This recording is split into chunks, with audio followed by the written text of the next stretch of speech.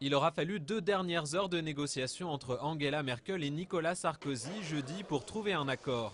Finalement, l'Allemagne accepte le principe de prêts bilatéraux des pays de la zone euro à la Grèce.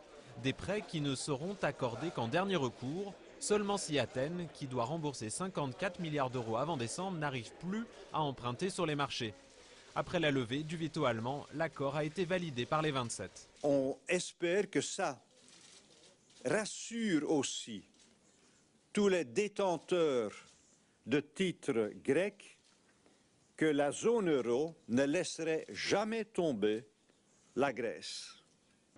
L'accord est un compromis. D'un côté, les 16 pays de la zone euro pourront accorder des prêts à la Grèce dans des montants non définis.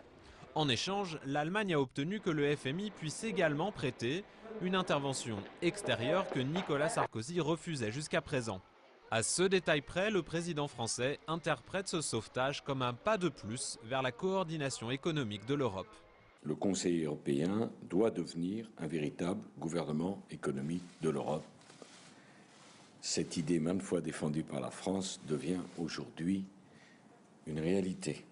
À Bruxelles, ce triomphalisme français fait grincer des dents, car la version en anglais de la déclaration finale ne parle pas de gouvernement économique, seulement de gouvernance, un terme moins interventionniste que ce qu'imagine la France.